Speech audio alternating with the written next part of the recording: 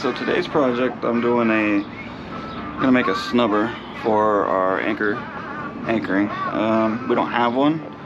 I can show you what we do have. I don't even think I would call it a snubber. It's just probably like a safety catch for holding the anchor and chain. But that's what I've been using it the couple times we've anchored. I've got this nylon strap that's just kind of looped around the tow rail. So I've had to like hook into the anchor chain with this. Yeah, that's no good. So we're gonna try and remedy that today before we start taking the boat out a lot. I've never done any splicing, so one magazine if you're got an old boat. Is this good old boat? And this is the, I don't even know, this is the May-June issue for 2021. They have a lot of stuff for anchoring. And they gave us some ideas about anchoring for the snubber. Basically they say take 15 feet of 3-stranded nylon, which I have here, to a Dyneema bridle, which I have this Dyneema here. I think this is way too thick, but whatever, it'll work. And then to attach to the anchor chain itself, they recommend using either a Dyneema soft shackle or using a rolling hitch. We also have friends that recommend using a rolling hitch as well. I'm going to attempt to make a Dyneema soft shackle. What I anticipate though is I think that this is going to be way too thick to get through the middle of that chain. So I'll make a soft shackle just because I want to make one. I fully expect it probably not to fit, so I might have to go to the store and get some smaller stuff. I do want to try the soft shackle. I feel like that might be a little simpler hookup. Not that the rolling hitch is hard, but it just makes it a little bit easier. So I'm not going to take any credit for any of the splicing you see. I'll try to put some links down below for where I'm getting these directions from. There's another YouTube channel we watch, The Rigging Doctor. They have a video on making a soft shackle, so I'm going to be watching that and following what he says. And then for the 3-splice, I'll probably just Google that. I think that one's pretty, or the splicing the 3-strand nylon into the eyes. Probably gonna, yeah, Google that, and I don't anticipate it being too bad, but we'll see how it goes. Alright, so attempt number 1 on the soft shackle didn't work. I'm gonna have to go to the store and get some 1/4 inch. This stuff's too big for what I'm trying to do anyways. So, time to go to the store.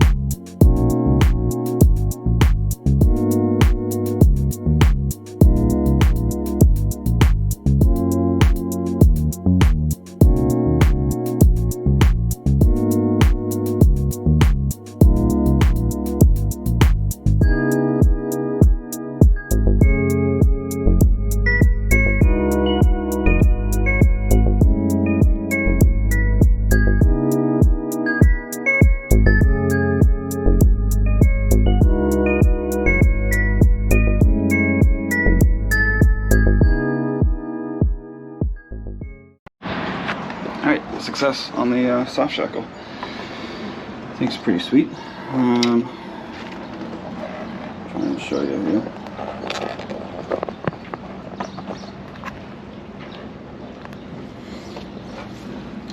So you pass this around whatever you want, and then you can open it up with the noose. Put the stopper knot through, and then it's tight. So this will be on the anchor chain. Next, I gotta splice an eye into three-stranded nylon. So we'll see how that goes.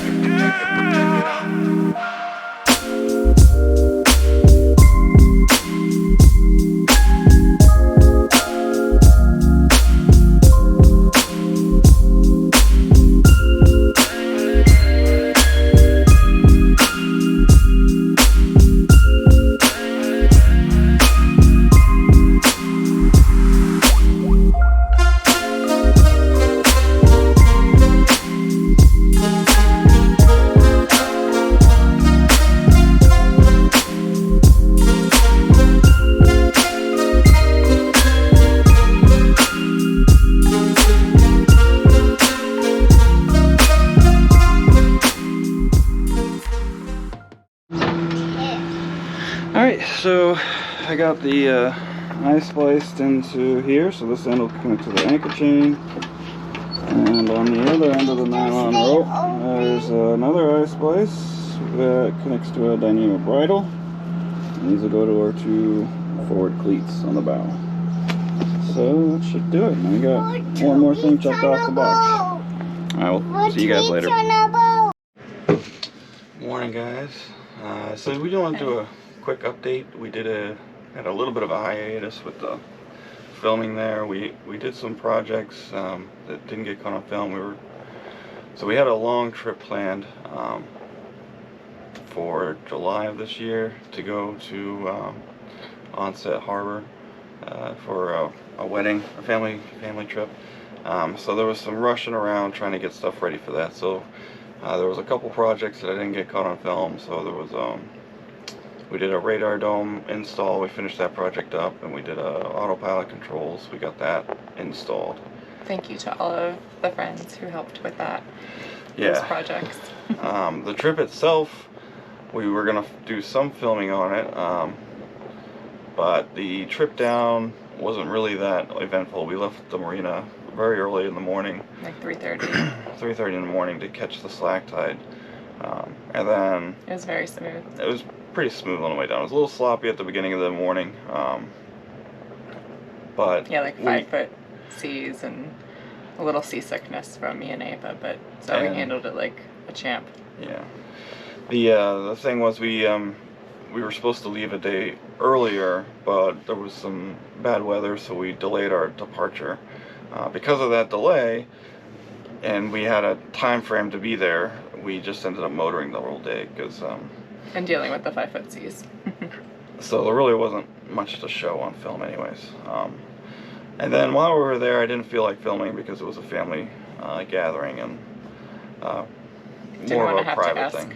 Yeah. Yeah, a bunch of people's permission to be on video either, but yeah, it was a great time. We really enjoyed ourselves. Really enjoyed our stay there. It was a great time. The end of the week, though, turned into fiasco. So the end of the week was when Hurricane Elsa / Tropical Storm Elsa came up, and so we were on a mooring ball in Onset, and I'll show you on the chart plotter here shortly.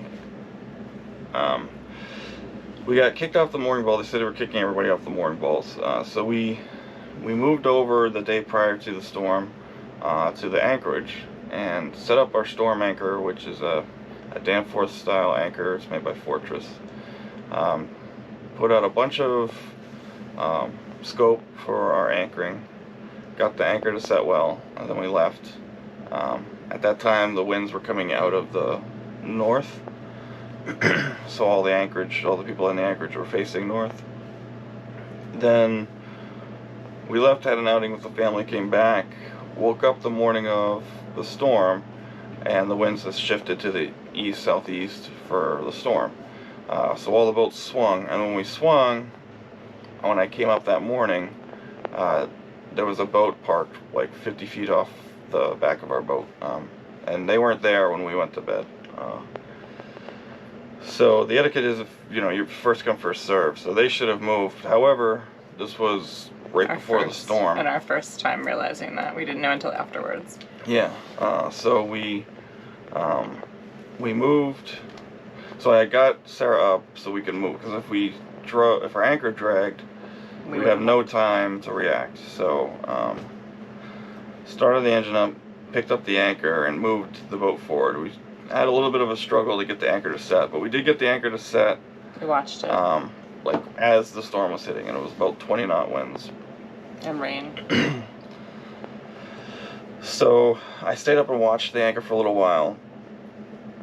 Seemed to be holding, and then I can watch the chart plotter. We had an anchor alarm set on our chart plotter that I can watch with my tablet. So I came down below into the salon and watched the anchor, and then a couple hours later. Yeah, a few hours later, the storm picked up. We got to the peak of the wind, so we were seeing 40, 45 knot winds when our anchor started dragging, and I felt the boat heel over to the side. So I ran upstairs as the anchor alarm was going off and started the engine up and got us under power. So I'll show you our track on the chart plotter here in a second. But I got us under power, and then so Sarah was down below with the girls, and it was me up top. And I would have been up there with him, but Zoe was just fell asleep. I forget whether she was in her zippered pouch or not, or whether it was easy to move her or not, but for some reason I couldn't go up for very long, but I was able to throw Joe's life jacket up to him and his raincoat up to him until Zoe woke up. Ava was scared. That was the first time she said, "I'm afraid, Mommy." So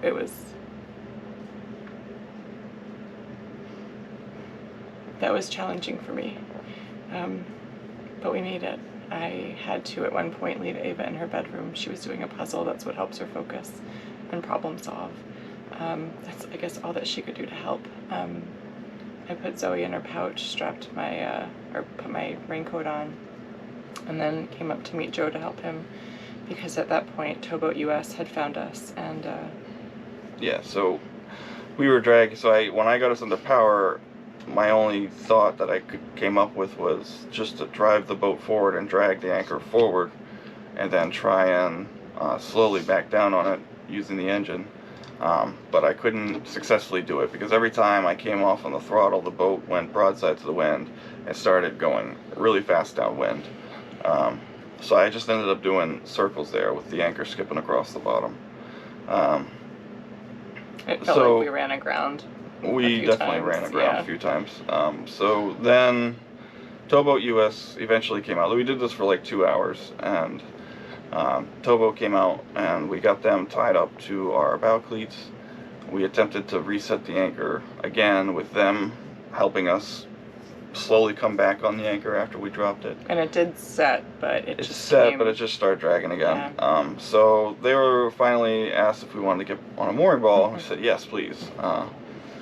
So they called the town of Onset, and they got us back on a mooring ball, and they actually got us back on the same one that they just kicked us off of, that we didn't want to leave anyways. So it was a very frustrating day, but we got onto the mooring ball right about the time the storm was ending, and that was the rest of our storm saga. We were so thankful for Towboat US. They were very, Joe, literally saved the day. At one point, I was just going off of their lead. I forget what heading we were at or what I was doing with the compass or the steering, the helm, but at some point somebody came over the radio and said somebody needs to get this boat pointing north, and I'm like, duh. But in the middle of it, you can't think straight, and you just are doing whatever you can. So that's what I could do. I could look at the compass, I could look at the wind, and I could point the boat north. And Joe finally picked up the after this, it was the third try, in the middle of the storm, he picked up the mooring ball line and secured it and wrapped another line around it, like they said, and they came alongside us, and just, we could look at each other's faces, and, you know, they knew how happy we were and how thankful and grateful we were. So luckily that's behind us now. We're better for it. We wish we didn't have to go through it, but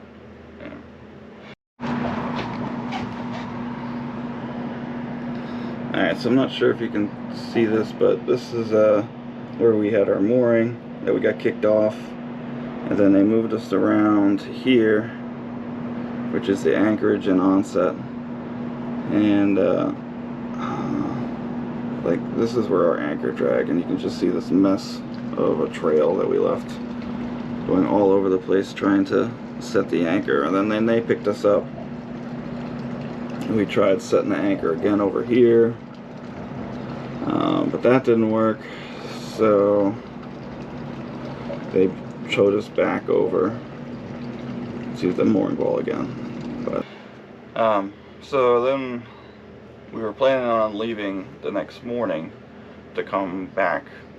We were supposed to go to Bar Harbor to visit with friends. We woke up the next morning and had an accident where Zoe fell off our bed and hit her head real bad on the floor. So that scared me quite a bit. So I didn't want to leave. We called her doctor. He said she's probably fine at her age. They can handle that kind of a fall.